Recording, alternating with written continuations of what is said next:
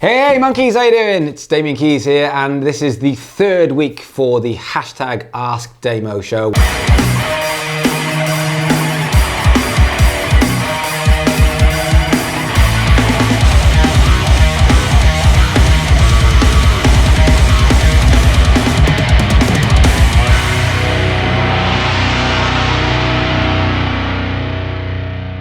You get to ask questions during the week using the hashtag askdamo, and we'll answer the questions to our best of our ability. So we've got plenty of questions coming up which have come through the week, which Melissa's going to ask.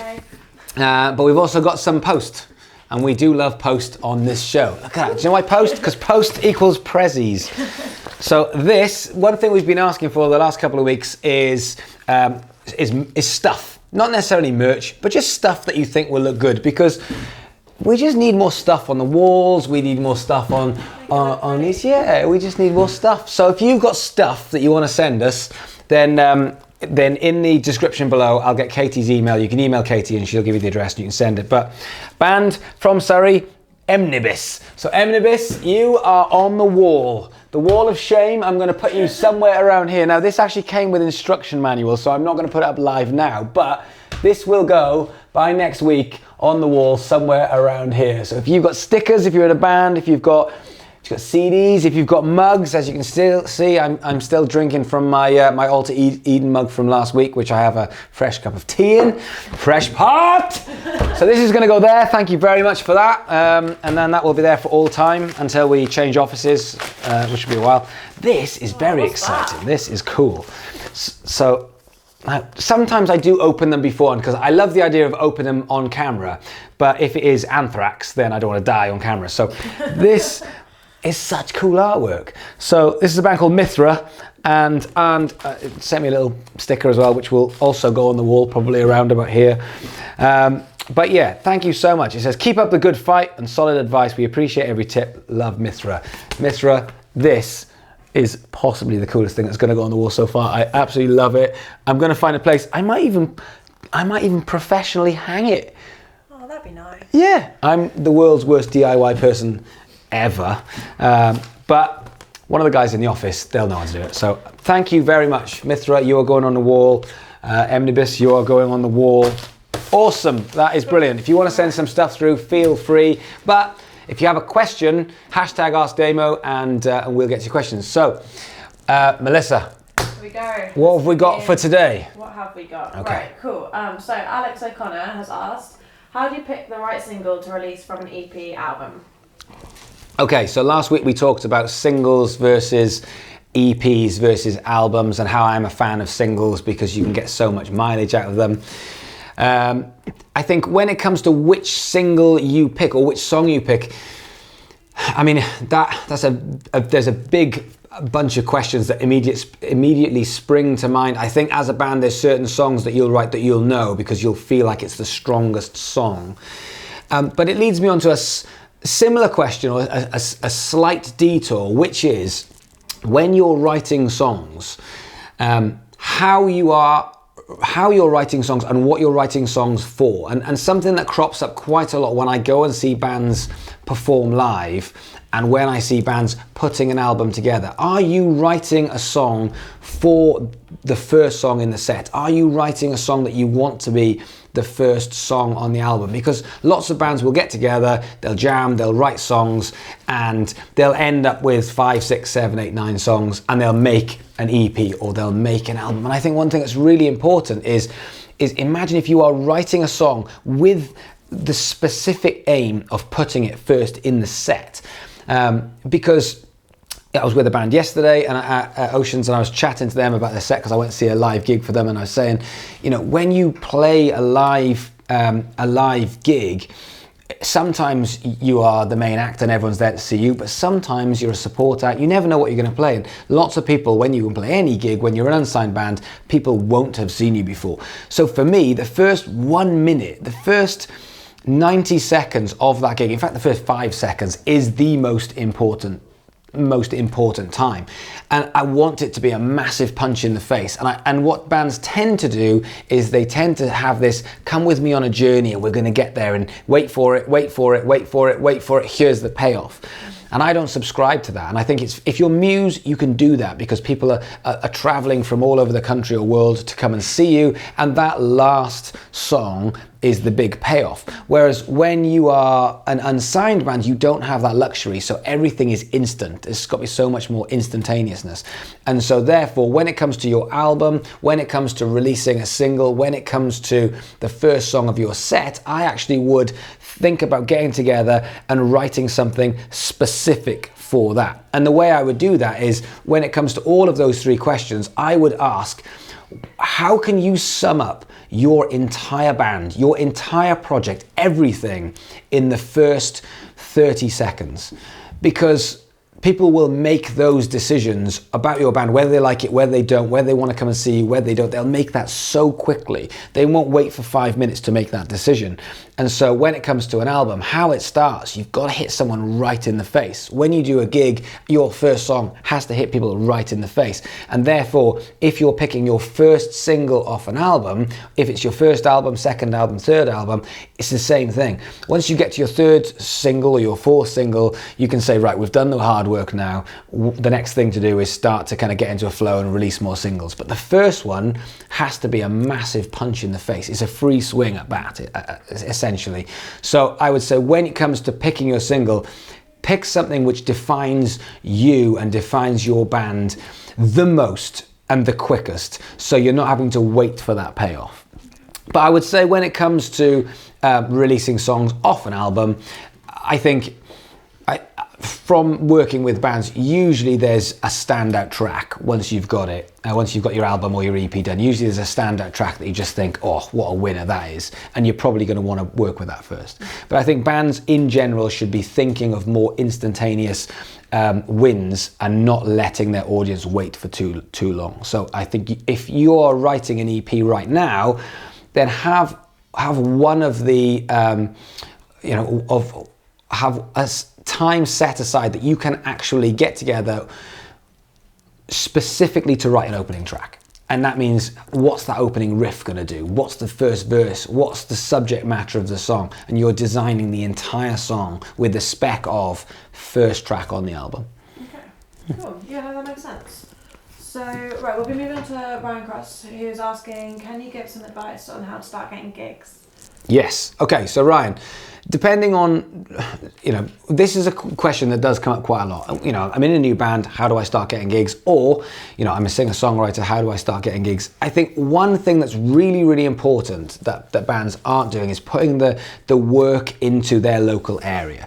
And also putting work into the momentum that allows them to go and do gigs. So last week we talked a lot about how to find musicians and how momentum can carry you into finding musicians. Like, for example, I would never in a million years struggle to find musicians. That isn't something I'd worry about, because I feel like my momentum, the social media stuff, my experience, my leadership side of it will always allow me to attract musicians. And I think it's the same thing when you're trying to find gigs. Before you try to find gigs, I would start looking at your social media and what is online. If you haven't got a decent online digital presence, then you don't really exist. So I think it's really, really important that firstly, before you start looking at getting gigs, you look at what social media you've got and how it will work when you show other people. So if you're going to find a promoter, which we'll get to in a second, if you're going to find other bands, if you're going to find other artists, if you're going to go to open mic nights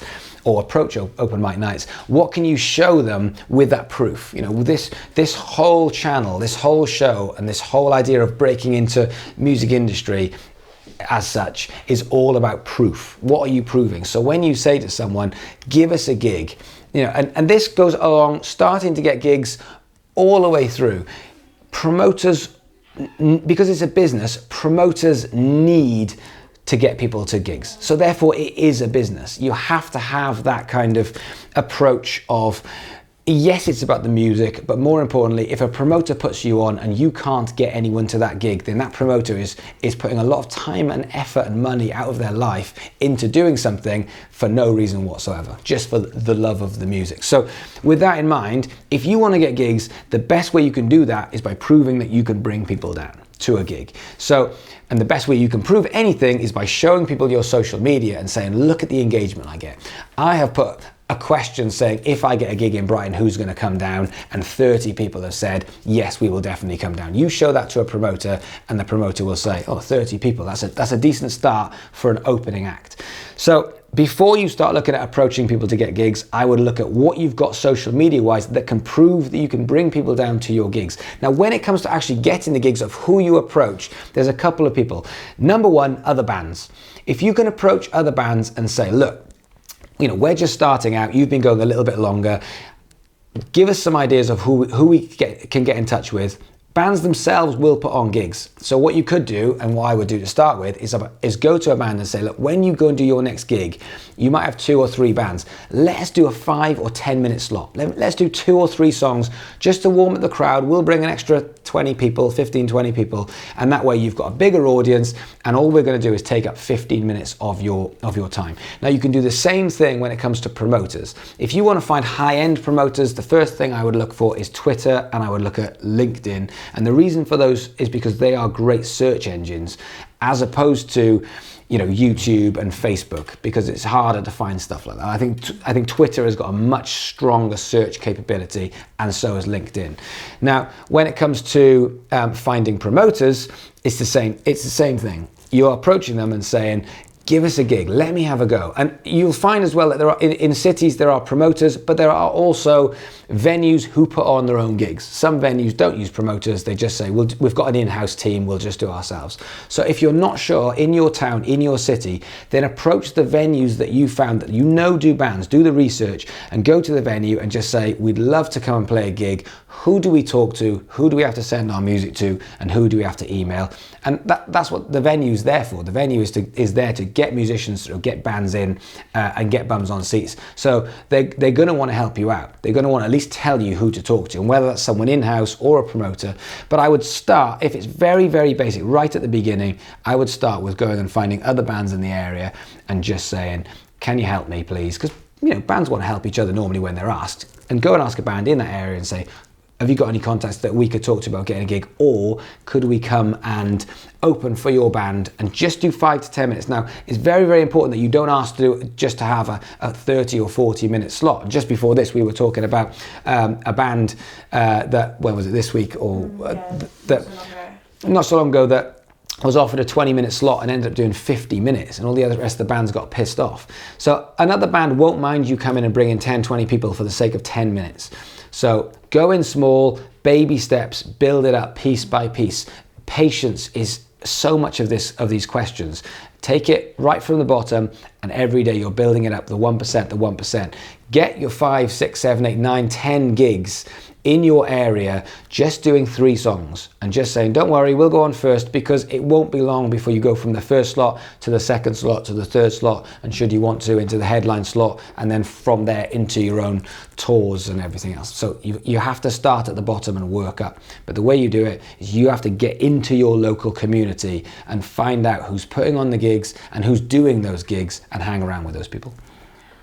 So what were you saying about building your social media presence before you go and approach those promoters?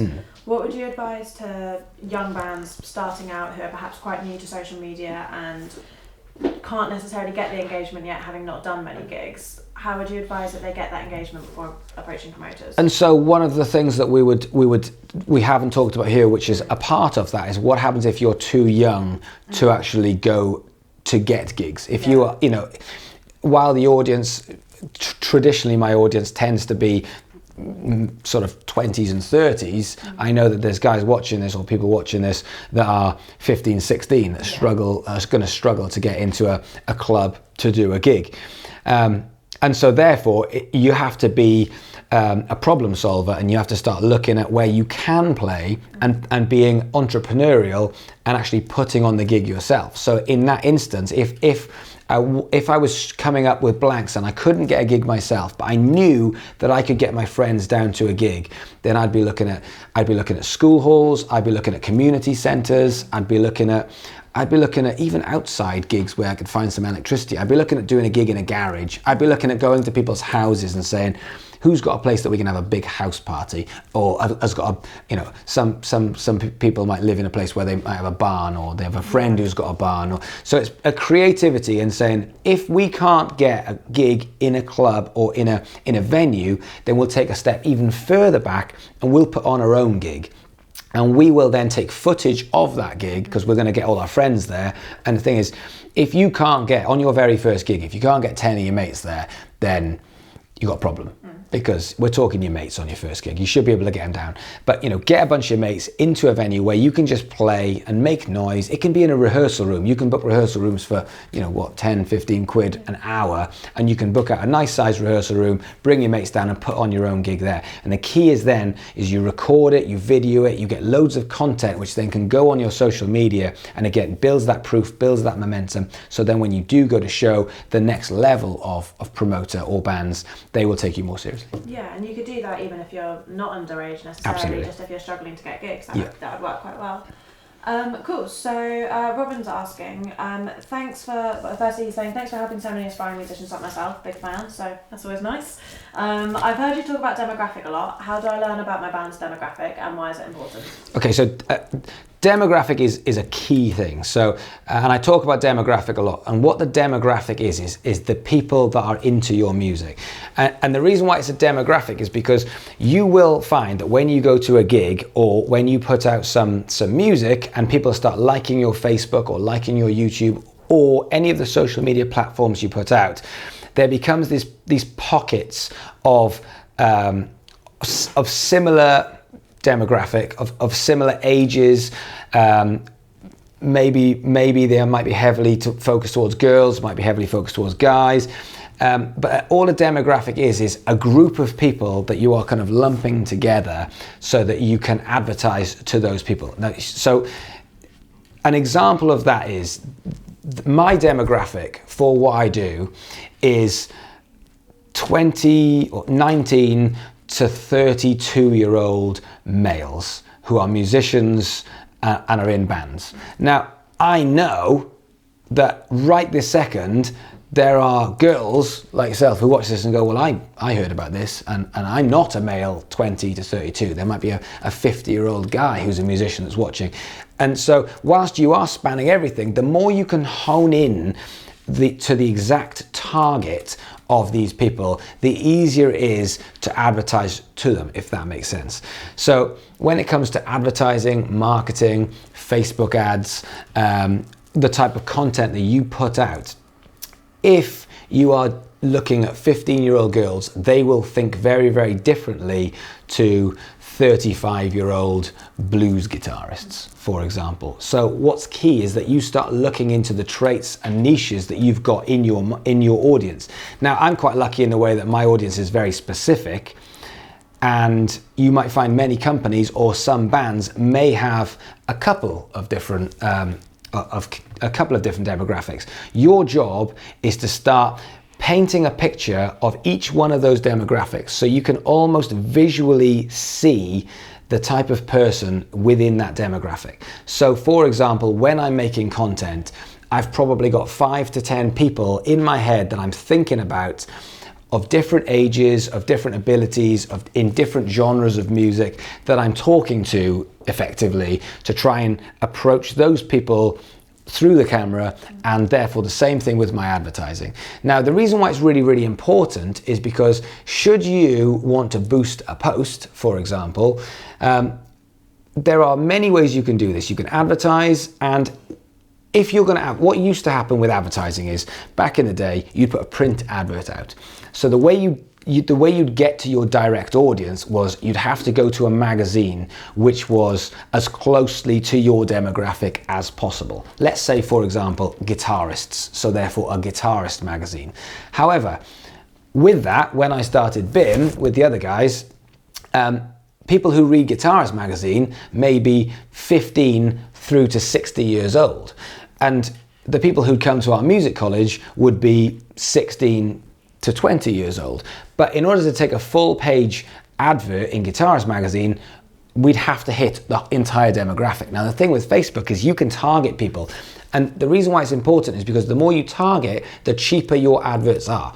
So rather than saying, I'm going to advertise to 10,000 people, and of those 10,000 people, 300 of them are going to be our actual demographic, then it'd be much, much better to advertise to those 300 people. Or out of the 10,000 people, all of them are your target audience. So that's why demographic is really important. Now, the way you find out about your demographic is on your Facebook. If you've got a Facebook page, if you've got YouTube, you can go into the back end on Facebook. There's a button you can press called Insights, and you can literally rummage around and it'll tell you where everyone lives.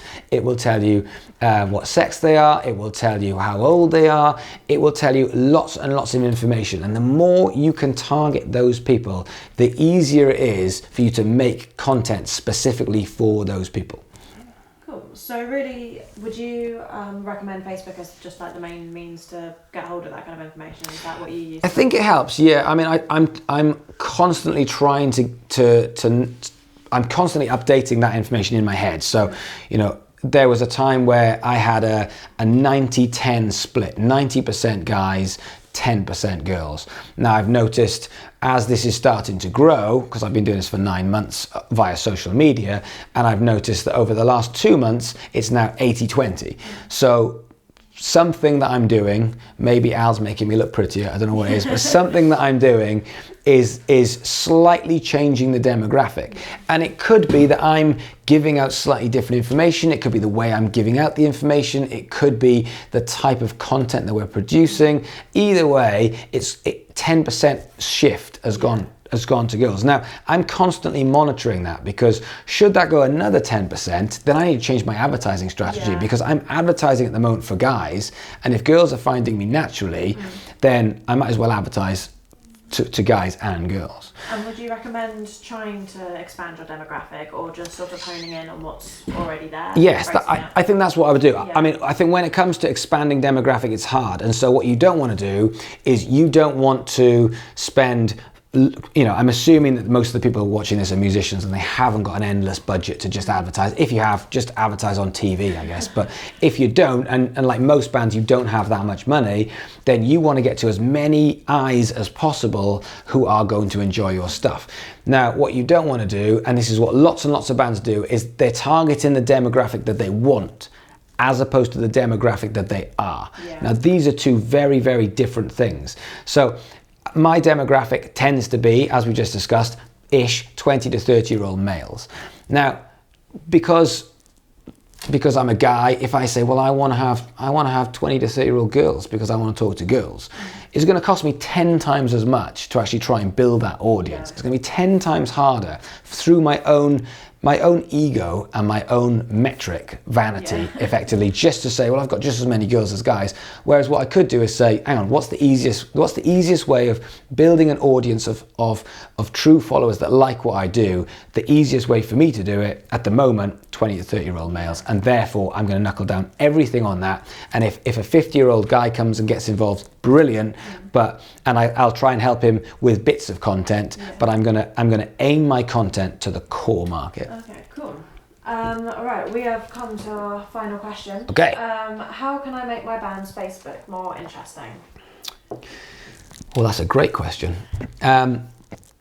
Okay, so do you know what's very interesting with Facebook is if you look at social media as a whole, and Facebook's the monster, Facebook's the biggie, and you've got YouTube and you've got Instagram, which are two massive ones. I'd say at this moment in time, in 2017, for me with bands, you know, those are the big three, is Facebook, then YouTube, Instagram, then you've got stuff like Snapchat and Medium and all those other ones that you can do. But what I find very interesting is when I look at bands' Facebooks and I think about, I'm not just talking about unsigned bands, I'm talking about massive bands. I'm talking about bands in general.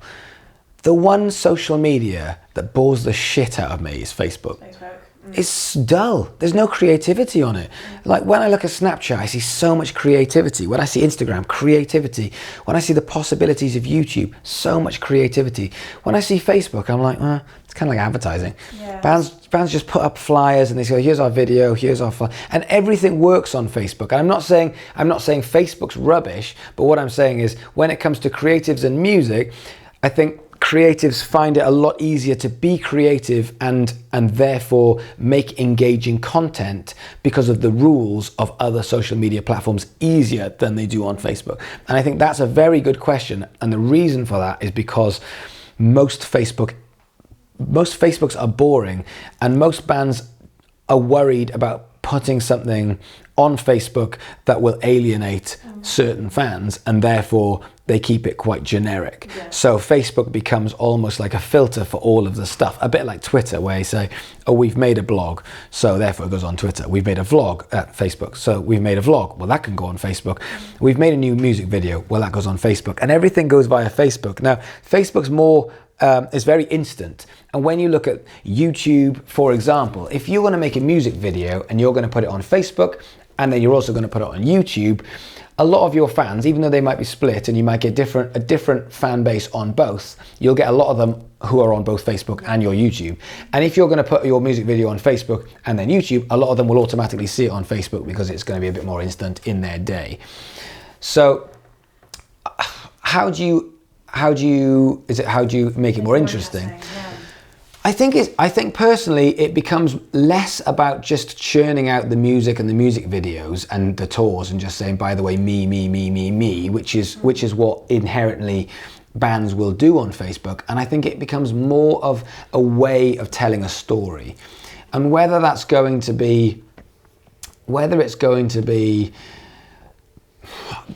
pictures, videos, or do you know one thing that bands don't do on their Facebook very often is they don't put out statuses. Yeah. Everything has to be a visual. So everyone's putting out videos, everyone's putting out pictures, everyone's putting out flyers, and people aren't talking. Yeah. And I think Facebook is a really good way of talking, a really good way of engaging. So, and I think if I went and had a look at Muse and Biffy Clyro's Facebook, I'd probably feel the same. I don't feel it's a great way of engaging. However, I think it's a perfect way if they wanted to do that. So for me personally, I think if you want to make your Facebook more interesting, creativity is the key.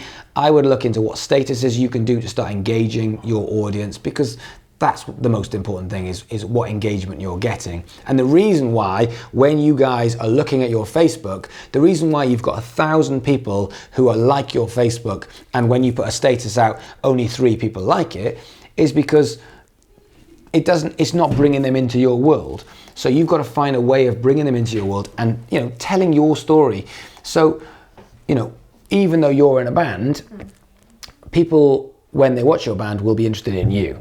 They'll be interested in, what music do you like? How did you get here? Why are you doing this? What do you stand for? All of these questions that you could just do a Q&A, but you could be doing these things every single day. People want to get to know you. And even to the point where, the guitarist, bass player and drummer, even to that point where there's little bits of information that can be gained from having a picture of the guitarist and, these are my top 3 favorite songs at the moment, or, just getting to know you, making it more personal and less of a front, which is what it is. It tends to be this shop window for bands. And then when you get to the other social media, that's when it gets really exciting. I don't think it should be like that. So would you say, like, personality as well is quite important in terms of not just what you're saying, but how you're saying it, getting across a sense of character? Is that character? But I think what you stand for would probably be the way I'd sum it up. Yeah. So what you stand for as an artist is very, very important. And I think what tends to happen is people almost say, well, I'll let the music do the talking. And it's, nowadays, in this day and age, that is not good enough. People want more. Like a USP kind of thing. Yeah, and like even, we're in a fashion-based industry, whether we like it or not. Even if there's bands out there that do really well by saying the reason why we're fashionable is because we don't give a shit about fashion. Fine, it's still fashion, whether you like it or not. And so, the clothes that you wear, the things that you say, the statements that you make, the things that you stand for, it even if it alienates 40% of your audience or 40% of people, but 60% of the people stand up and say, that's fantastic. You know, I say this to bands all the time, but your job effectively is to stand up and say, this is me, this is what I do, this is who I stand, this is what I stand for, and this is who I am, who is with me, and have a certain proportion of the audience say, that's me, I feel like that, that's exactly how I feel. And if half of the audience go, no, that's not me, I don't give a shit about that, I think that's a better way of doing that, because at least you've got 30%, 40%, 50% of people that are with you, as opposed to 100% of an audience that are just paying attention, if that makes sense. So what you stand for is the way I would sum up that question. And I don't think bands get that across on their Facebook enough. What is it that you stand for as a band? That's a good note to end on then. That was our last question. Great, so fantastic. Well, thanks very much for watching. So if you've got any questions, hashtag askdamo, Twitter, Instagram, the usuals, you'll find us. Anything you need, give us a shout. Any stuff for the walls, we'll get these up. Send us stuff. Yeah, we love stuff. Otherwise, peace out. Come and join me on YouTube, Snapchat, all the usual. And we'll see you next week. See you next week.